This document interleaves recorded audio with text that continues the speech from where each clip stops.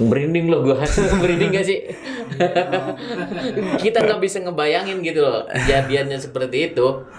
Almarhum selalu minta ampun kepada bapaknya. Minta ampunnya, ampun A, gitu.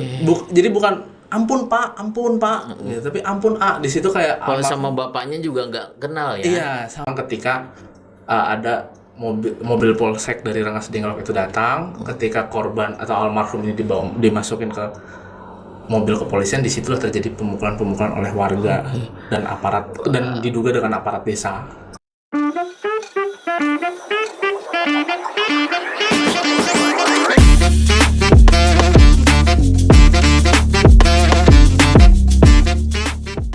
Setelah ideologi Pancasila dan Undang-Undang Dasar 1945, seharusnya hukum menjadi panglima tertinggi negeri ini. Tetapi apa jadinya ketika aksi massa dan main hakim sendiri menjadi satu-satunya jalan atau langkah yang diambil masyarakat. Meskipun persoalan pidana itu belum terbukti benar atau salahnya di mana. Inilah titik temu, menyambung cerita, menginspirasi harapan. Pemuda Rengas Dengklok tewas di amuk massa karena dituduh mencuri sepeda motor. Rakyat kecil menuntut keadilan. Baik, sahabat podcast dimanapun berada, ini di depan saya sudah ada narasumber dari kantor hukum Arya Mandalika ya. Iya, betul. Mas Taufik, Mas Danis. Mas Danis, Ya. Taufikur Rahman ya, Iya, betul. atau sering lebih akrabnya namanya Mas Danken. Iya, betul. Saya harus panggil yang mana nih? Boleh, dua-duanya mau Mas Danis boleh. Mas Danis atau Mas Danken ya? Tapi lebih akrab biar Mas Danken aja. Oke, siap. Mas, kalau di Arya Mandalika sebagai apa? Kebetulan kalau saya di kantor hukum Arya Mandalika itu sebagai divisi advokasi. Jadi pendampingan untuk para klien yang memiliki persoalan-persoalan hukum yang harus kita dampingi. Oke. Gitu, Mas. Jadi insiden sahabat podcast, hari ini kita sedang membahas insiden atau kejadian pidana yang kemarin sempat viral kan di beberapa platform media online maupun di media cetak tentang seorang pemuda ya di Rengas Dengklok yang tewas di amuk massa karena dituding mencuri sepeda motor ya. Iya, betul. Rengas sekali. Dengklok tepatnya di mana itu? Untuk warga mana? Almarhum itu sebenarnya kalau saya tidak salah itu daerah desa Kutagandok tinggalnya. Namun tragedi yang menimpa almarhum itu berada di desa Dukuhkarya, Kecamatan Rengas Dengklok, gitu. Nama almarhum? Nama almarhum itu Andri. Usia 22 tahun, betul ya? Betul, ya, usia 22 tahun. Anak dari bapak siapa, Mas? Masih ingat? Ujang Khoirudi, nama bapak dari almarhum. Profesinya itu apa ya? Kalau profesinya bapak almarhum itu driver, seingat saya. Driver. Iya. Driver ojol atau Lengkapnya kita juga kurang tahu karena beliau sih cuma menyatakan ya kalau beliau suka nganter orang-orang untuk nyupirin orang-orang. kategori masyarakat perekonomian menengah ke bawah atau menengah ke atas? Kalau kita lihat sih dari keluarga almarhum, terutama dari bapaknya, itu ekonominya menengah ke bawah. Menengah ke bawah ya. Oke. Om Danis, tolong diceritain coba dari awal itu kejadiannya tanggal berapa, terus jam berapa gitu kan, kronologis kejadiannya aja coba gambarkan dulu. Ya, baik. Jadi almarhum itu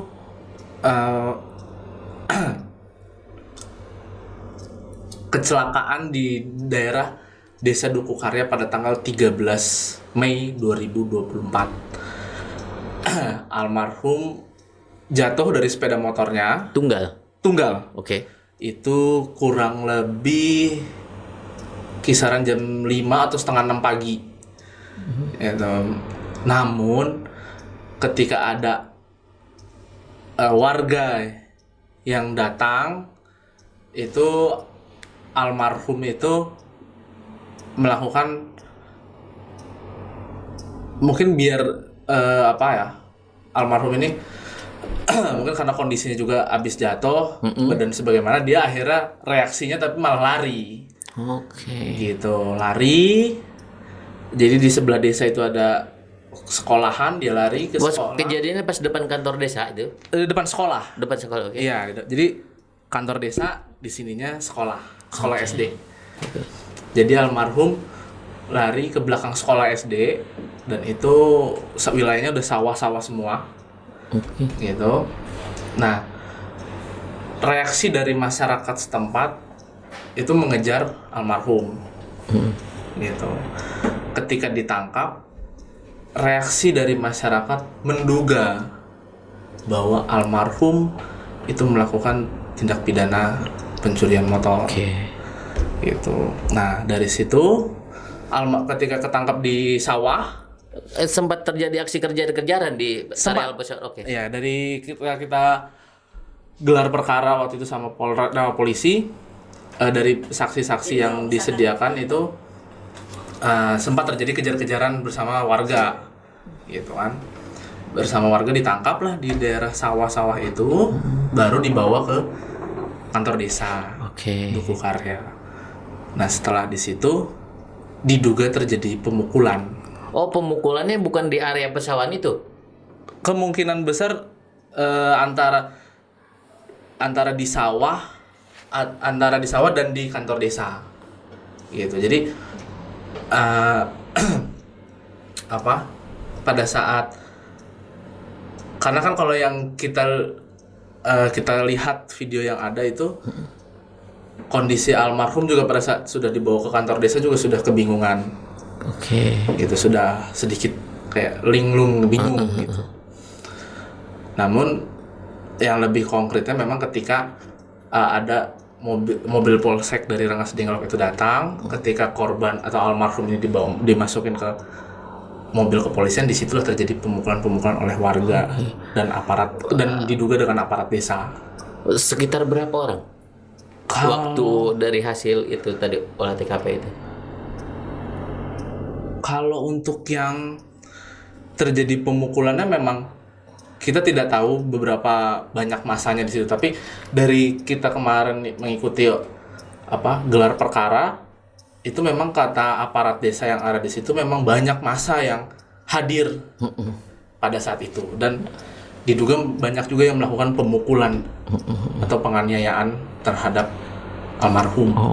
Berarti gitu. Almarhum itu bukan tewas di TKP ya? Oh, bukan. Bukan ya? Bukan. Jadi sempat dibawa lari dulu ke kantor desa gitu kan? Katanya sempat dibawa ke kantor polsek juga, Polsek Rengas Dengklok. Setelah dari kantor desa itu kan tadi mobil polsek tiba, lalu almarhum dibawa ke Polsek Rengas Dengklok untuk diamankan. Baru setelah itu keluarga datang. Kemudian almarhum dijemput, dilarikan ke rumah sakit. Meninggalnya di pertengahan jalan rumah sakit atau di rumah sakit? Untuk meninggalnya itu pada tanggal 31 Mei. Setelah di rumah sakit? Setelah di rumah sakit umum daerah Kerawang. Berapa hari berarti di rumah sakit perawatannya? Kurang lebih 18 hari. Astaga. Jadi ketika sudah dibawa sama keluarga, dibawa ke rumah sakit, dan ternyata pada saat di IGD itu ada gumpalan darah di kepala yang harus dikeluarkan. Almarhum mengikuti operasi, sempat operasi juga. Ya, almarhum sempat operasi, habis itu masuk ICU.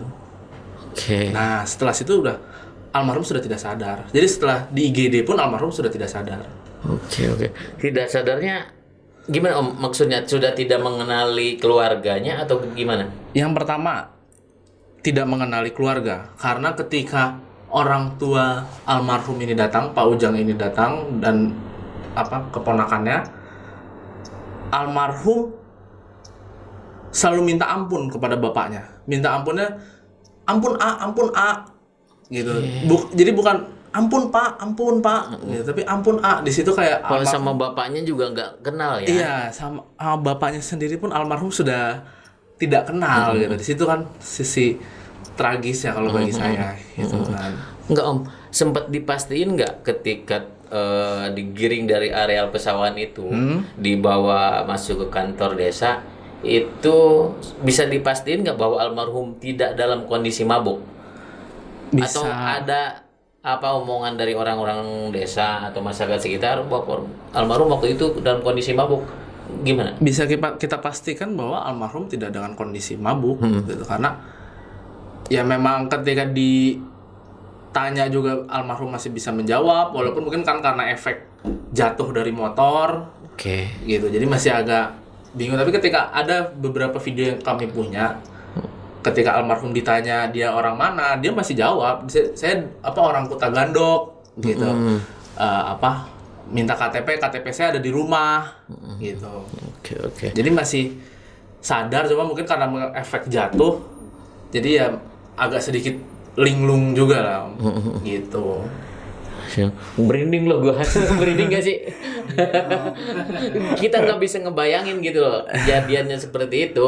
Artinya orang yang belum tentu bersalah tiba-tiba digebukin massa, dituduh maling motor gitu loh. Iya. Nah, sahabat podcast, jadi Mas Danis ini adalah kuasa hukum dari keluarga almarhum kan, dari kantor Arya Mandalika, dan sebetulnya kita undang juga ya keluarga almarhum ya. Iya, betul. Tapi tadi masih di tengah perjalanan atau apa kendalanya, jadi ya kita lihat aja nanti di tengah podcast ini apakah keluarga almarhum akan hadir atau tidak. Om Danis, gini, ini sudah dilaporkan polisi? Sudah. Untuk pihak keluarga itu sudah melaporkan, didampingi dengan kita juga selaku kuasa hukumnya, itu pada tanggal 4 Juni. Ya, 4 Juni 2024 kemarin. Itu karena ya tuntutan dari keluarga sih ingin pelaku-pelaku yang melakukan penganiayaan berat terhadap almarhum diberikan sanksi yang adil. LP di Polsek atau di Polres? Untuk ini, persoalan ini kita membuka laporannya di Polres Karawang. Gitu. Oke, jadi harapan keluarga itu ya dituntut para pelaku ini kan, diusut oleh polisi siapa aja pelaku pengeroyokannya, dan artinya diberikan ganjaran yang setimpal lah ya sesuai hukum yang berlaku di negara ini. Om, waktu ngelaporin pasal apa yang diterapkan? Atau hari ini polisi menerapkan pasal apa? Yang kita laporkan itu ada penganiayaan berat, itu di 358. Apalagi itu mungkin mengakibatkan korban meninggal dunia. Gitu. Jadi ya kalau di pasal tersebut tuntutannya itu paling lama maksimal 10 tahun untuk para pelaku. Gitu. Dan kita melaporkan itu ke pihak kepolisian. Oke. Om, kalau profesi almarhum Andri ini apa sih dia? Pelajar, lulusan SMA, SMK? Kalau untuk profesinya almarhum kemungkinan sih masih pelajar ya Om ya, atau mungkin masih baru lulus atau bagaimana gitu. Tapi dari keluarga memang tidak terbuka tapi tidak memberikan informasi soal itu lah. Gitu. Jadi kita juga emang tidak menanyakan. Lebih kepada privasi lah itu. Iya, karena kita menganggap itu sebuah privasi. Saya tidak menanyakan soal itu. Yang penting kita persoalan hukumnya saja. Gitu. Karena kan kita di sini membantu mereka untuk mendapatkan keadilan, terutama membantu almarhum. Gitu. 22 tahun, usia berapa sih anakku? Usia berapa? 22 SMA ya? Lulusan SMA? Lulus SMA berarti ya? Artinya bisa kita bayangkan lah ya gimana idenya usianya ya. Oke. Om, kasus ini sampai sejauh mana ditangani oleh Polres Karawang? Terakhir saya saksi sudah dipanggil? Sudah. Terakhir saya ke Polres Karawang, kan itu sekarang ditangani oleh Jatanras sama pihak Reskrim. Kemarin saya sudah datang ke Polres menanyakan ke pihak penyidik, dan penyidik sudah melakukan pemanggilan 3 saksi itu, dan penyidik juga ingin melakukan pemanggilan 2 saksi lagi. Jadi kemungkinan ada total 5 saksi yang akan dipanggil, dan informasi yang saya dapat juga dari penyidik juga sudah punya gambaran siapa pelakunya yang melakukan penganiayaan terhadap penganiayaan atau pengeroyokan terhadap almarhum. Baru 2 saksi berarti yang diperiksa. Saat ini baru 3. Baru 3. Masih ada 2 lagi yang akan diperiksa. Semuanya warga semua atau ada aparat desanya? Ada aparat desa, ada RT dan satu warga kalau nggak salah kemarin. Oke. Pihak penyidik menyatakan ke saya. Om, Ya. persoalan ini atau kasus ini pernah nggak mendapatkan tanggapan atau perhatian dari DPRD Karawang atau Pemkab? Sejauh Selain ini ya. di luar persoalan hukum yang sedang ditangani oleh polisi ya. Oh, oke. Biasanya kan kalau Dewan Anu berada di dapil Anu kan, biasanya itu warga saya suka ada perhatian seperti itu. Itu udah ada belum kayak begitu? Sejauh ini kami belum mendapatkan informasi apapun mengenai hal-hal yang seperti itu. Baik yang berhubungan langsung dengan pihak keluarga ataupun dengan kami selaku pengacaranya atau selaku kuasa hukumnya. Jadi sejauh ini baik dari DPRD atau Dewan atau dari pemerintah daerah, bupati terutama, itu belum ada tanggapan apapun atau bantuan kemanusiaan apapun untuk keluarga almarhum. Ya artinya kan sebetulnya ya ketika ada kepedulian dari mereka mungkin juga mereka kan pasti punya jaringan kan, jaringan betul. ke Pak Bupati, jaringan ke Pak Kapolres, minimal bisa mendorong dari sisi hukumnya kan. Kalau memang bantuan dari sisi kemanusiaannya mereka belum ada lah gitu kan. Iya betul Om. Itu ada harapan itu nggak dari keluarga almarhum? Kalau untuk dari keluarga almarhum pasti memiliki harapan seperti itu ya Om ya. Karena kan mau bagaimanapun ini masyarakat atau warga negara Kabupaten Karawang juga, masyarakat Karawang gitu. Seharusnya ya para pemimpin-pemimpin di daerah Karawang memberikan perhatian khusus kepada masyarakat-masyarakatnya yang yang diberikan cobaan seperti ini gitu. Ya intinya belum ada lah perhatian dari DPRD atau Pemkab sampai sejauh ini. Sejauh ini masih Pak Bupati, mohon maaf, tolong diperhatikan warganya, dibantu untuk intervensi hukumnya ke Pak Kapolres. Karena ini masyarakat kita ya memang kalangan menengah ke bawah ya, seperti yang bilang. Gue merinding lagi, nggak kebayang gitu loh, gimana kalau anak sendiri itu. Iya, karena itu ya kalau saya secara pribadi ya, saya di luar kuasa hukumnya almarhum. Ya kalau saya secara pribadi melihat itu sangat tragis ya, gitu. Bagaimana ya sampai diperlakukan seperti itu, gitu kan, sampai akhirnya mengakibatkan almarhum meninggal dunia itu kan sesuatu hal yang miris lah kalau saya gitu. Ya, untuk masyarakat juga tolonglah ya kalau ada kejadian seperti ini. Iya, jangan main hakim sendiri. Iya, selama belum terbukti salah atau tidaknya kan. Betul. Jangan main hakim sendiri, apalagi kan di Karawang ini beberapa juga kasus yang sama, Curanmor Murni, kita juga pernah dengar ada yang motornya dibakar kan begitu, ada pelakunya yang diseret kan gitu. Artinya ya meskipun pidana murni juga bukan kewenangan kita kan untuk menghakimi masa seperti itu kan. Karena yang berhak menghakimi atau menyebutkan dia seorang salah atau benarnya itu nanti di ranah pengadilan gitu kan, bukan di masyarakat gitu. Oke. Om, penegasan pasal berapa tadi yang terapkan? 358 penganiayaan berat. 358 penganiayaan berat. Gini, maksud saya begini. Kalau misalkan case-nya seperti ini ya. Biasanya Om yang lebih hafal tentang hukum lah gitu kan. Biasanya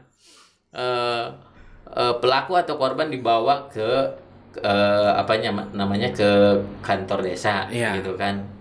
Dalam kondisi yang luka parah lah misalkan. Itu seharusnya kalau ketika berbicara hukum itu dilarikan dulu ke rumah sakit atau dibawa ke kantor polisi. Kalau kita berbicara soal hukum memang harusnya dilarikan ke kantor polisi dulu. Tapi kalau kita bicara kemanusiaan, seharusnya kan dibawa ke rumah sakit terlebih dahulu gitu. Tapi kan kalau saya konteksnya ngomongin soal hukum lah gitu. Memang sebaiknya dibawa ke kantor polisi terlebih dahulu karena agar diamankan gitu kan. Ya tapi kan kondisi pelaku atau korban ini kan sudah tidak berdaya kan. Mungkin alasan dia dibawa ke kantor polisi dulu kan supaya korban tidak kabur Om. Ini kan gimana orang nggak mau kabur kan udah nggak berdaya. Seharusnya jangan mau kabur kan, dibawa ke rumah sakit terlebih dulu atau kan minimal puskesmas terdekat lah untuk diberikan penanganan utama gitu. Penanganan pertamanya seperti apa, entah lukanya dibersihin atau bagaimana segala macam. Baru ketika itu ya kalau memang diduga ada masyarakat di situ yang kehilangan sepeda motor atau apa ya, baru itu boleh dilaporkan ke pihak berwenang. Namun kan pada kenyataannya di wilayah tersebut tidak ada yang merasa kehilangan sepeda motor. Oke. Dan itu sudah dipertegas juga sama aparat desa. Kalau nggak salah yang waktu itu yang berbicara Pak RT-nya. Pada saat saya ikut gelar perkara kemarin di desa ini, di desa Dukuhkarya, Pak RT-nya ditanyakan oleh pihak kepolisian dan menjawab secara gamblang bahwa tidak ada masyarakat di situ atau di desa tersebut yang merasa kehilangan sepeda motor. Namun almarhum dihakimi dan diduga melakukan tindak pidana. Sekarang gini aja lah, gue kasih ilustrasi nih. Gue kasih ilustrasi ya Om ya. Gue yang awam hukum nih. Gue agak kesel juga nih ngobrolin dari kita merinding, sedih juga jadi kesel juga akhirnya. Gini, gue kasih ilustrasi. Misal kalau rumah Om dibakar oleh orang, tindakan apa yang pertama kali Om lakukan? Apakah memadamkan apinya atau mengejar orang yang membakarnya? Ya, memadamkan apinya terlebih dahulu, Om. Satu. Kedua, kalau hati Om dibakar oleh orang, apa yang akan Om lakukan? Apakah meredamkan hatinya dulu? Apakah mengejar orang? Kalau soal perasaan kita mengerjakan orang dulu. Itu dia persoalannya di negara ini. Artinya paradigma seperti itu ya memang harus butuh waktu panjang sih untuk merubah itu ya. Artinya kenapa waktu rumah kita dibakar kita madamkan apinya dulu, tapi ketika hati kita dibakar kok orangnya yang dikejar, nggak hati kita dulu gitu loh. Artinya ketika kita melakukan sesuatu yang dianggap belum benar atau salah, ya kemauan kita sendiri gitu loh, bukan berdasarkan atau salah dan benarnya dulu gitu loh.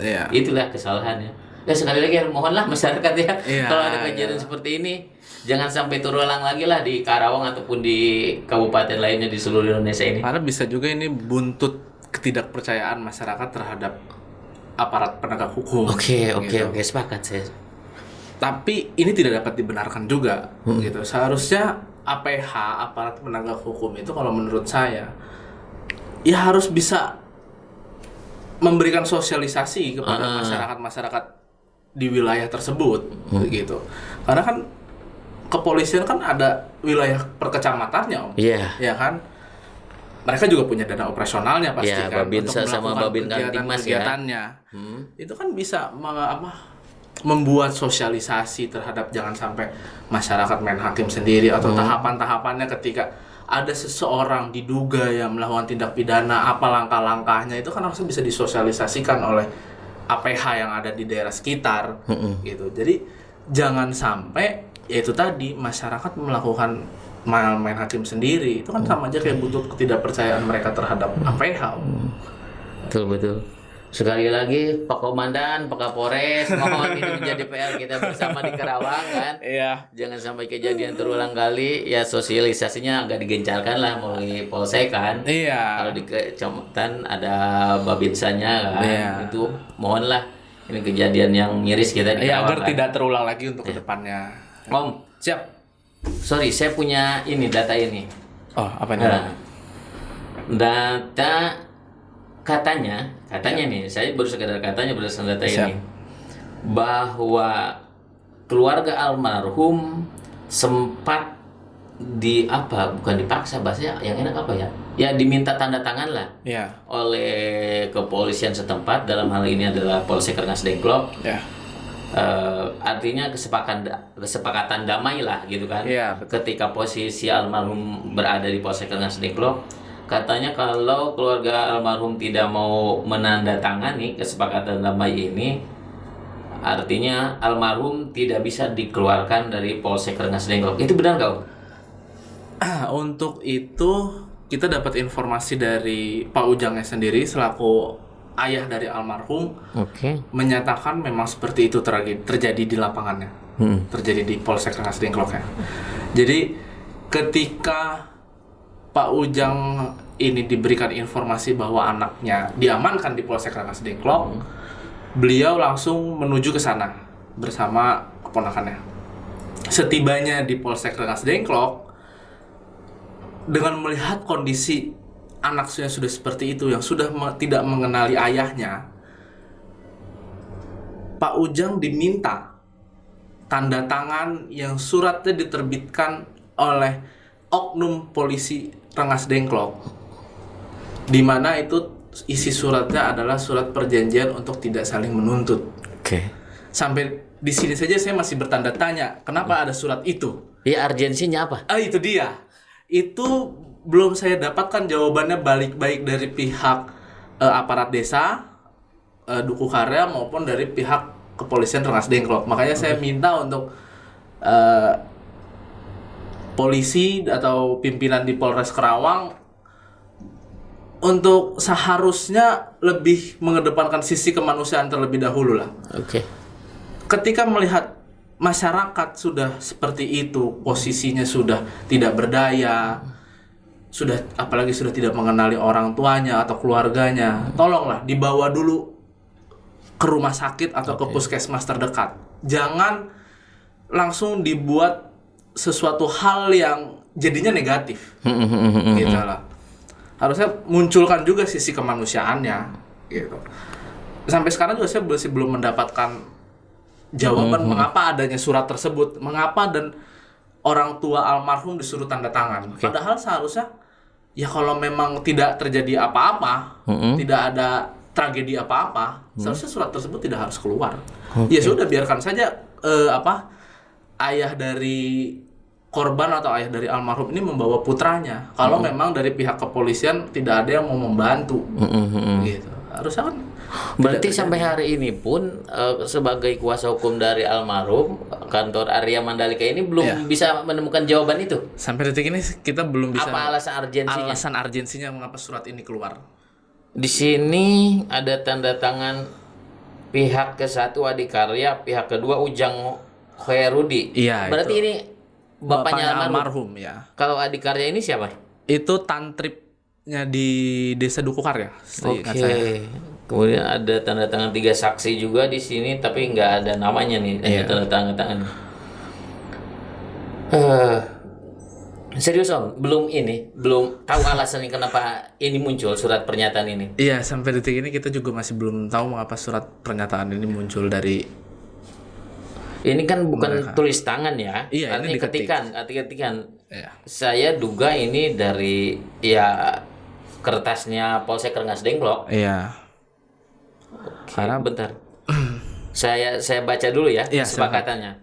Pihak ke-1 berarti pihak ke-1 ini Adikarya itu Trantib itu ya? Iya.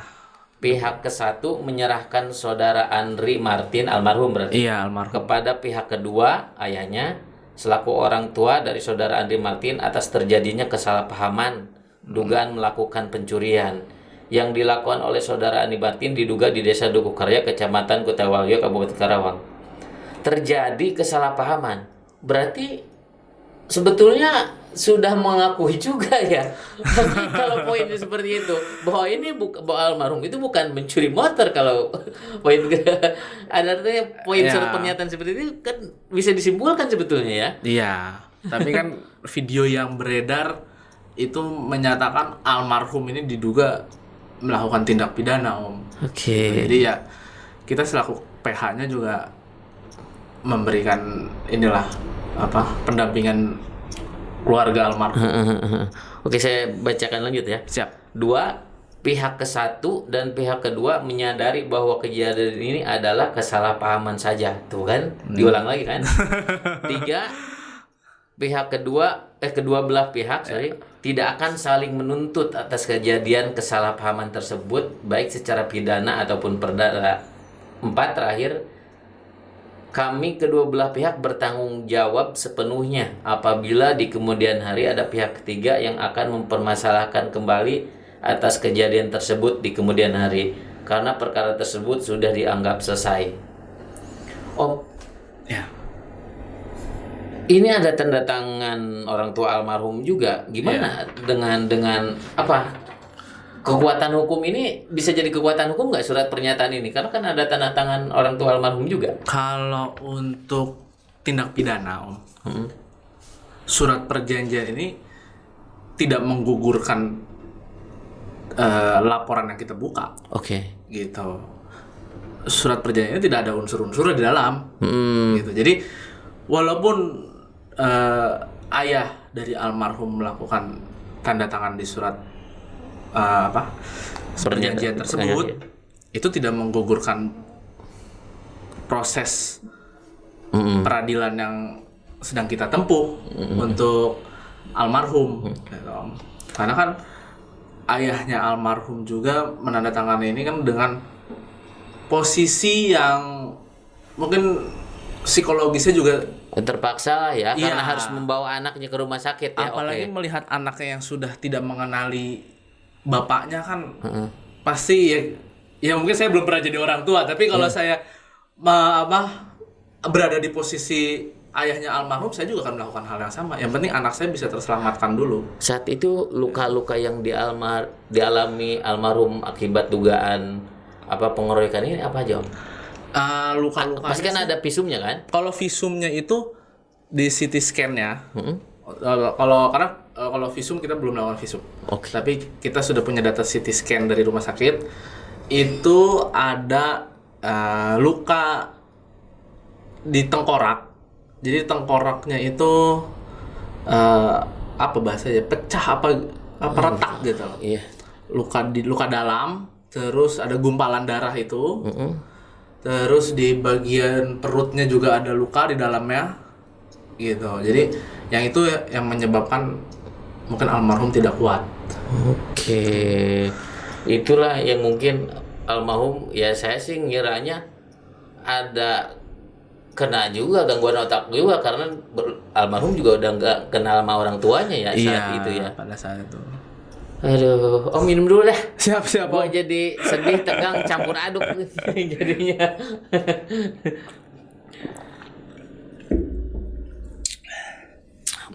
Om, Siap. ya semoga ya dengan melalui titik temu ini kan harapan dari keluarga almarhum begitupun dari Arya Mandalika bisa cepat inilah ya. Siap, tersampaikan ke Pak Kapolres. Om, gelar perkara berarti baru dilakukan 1 kali. Iya, baru 1 kali. Kalau pemanggilan saksi berikutnya tanggal berapa? Ada bocoran belum? Penyidik belum menginformasikan ke saya sih kalau untuk pemanggilan saksi berikutnya. Kalau perkiraan dari kantor hukum Arya Mandalika akan ada gelar perkara kedua nggak? Sepertinya akan ada sih, Om. Tapi untuk waktunya aja kita belum tahu juga kapan. Nanti saya akan tetap membangun komunikasi dengan penyidik itu dan segala macamnya nanti itu di lapangan. Pasal berapa tadi? 358. 358 apa? Penganiayaan berat. Penganiayaan berat. Pelakunya bisa lebih dari 1 dong kalau pengeroyokan begitu. Iya. Oke. Dan kemungkinan juga bisa penyidik juga sudah menilai ini lebih dari 1 orang. Oke, siap. Om, terakhir deh, saya berikan kesempatan kepada Om Danis atau Om Danken untuk closing statement atas perkara ini. Ya semoga cepat didengar oleh para penguasa kita yang ada di sana lah. Silakan Om, saya berikan kesempatan apa harapan almarhum, kemudian harapan dari kantor hukum Arya Mandalika seperti apa coba? Ya baik, untuk kita mewakili dari keluarga korban juga bahwa semoga almarhum tetap diberikan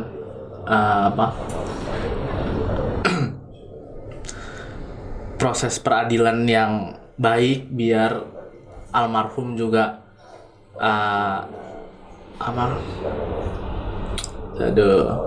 Tenanglah di alam sana. Tenang, lalu Amin.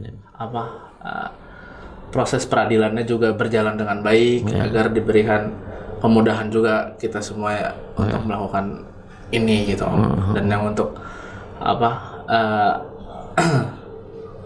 pemerintah dan segala macamnya atau kepolisian dan segala macamnya ya kami berharap kasus ini dapat diusut dengan tuntas.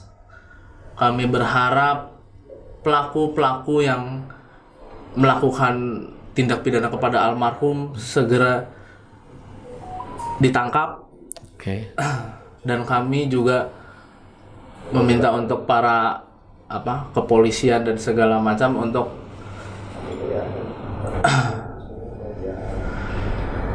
saya nggak tega sebenarnya.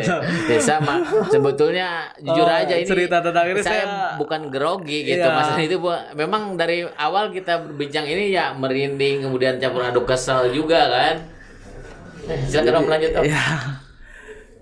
Ya kalau untuk terakhir ya paling ya kita dari kantor hukum meminta pihak kepolisian untuk mengusut kasus ini dengan tuntas dan bijaksana dan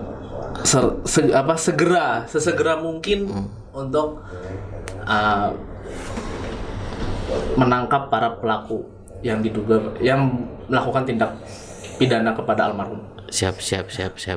Oke. Ayo. Sekali lagi Pak Kapolres, mohon ini requestnya. Pak Bupati, ini masyarakat kita yang butuh keadilan ya. Iya. Nah, Om, kapan waktu kalau ada perkembangan kasusnya boleh ya kita undang lagi ya? Boleh, siap Om. Nanti kita komunikasikan lagi lah. Karena insya Allah kita juga akan bantu kan melalui jaringan kita di titik temu ya. Siap Om. Om, terima kasih, sehat-sehat. Siap, selalu. terima kasih Berkabar banyak, sama Om. keluarga kan? Siap. Sama keluarga korban juga ya. Siap Om. Demikian sahabat podcast titik temu, usai kita berbincang dengan kantor hukum Arya Mandalika mengenai kasus pengeroyokan pemuda di Rengas Dengklok yang tewas di amuk masa karena dituding mencuri sepeda motor. Sampai berjumpa di titik temu podcast selanjutnya, menyambung cerita menginspirasi harapan. Salam.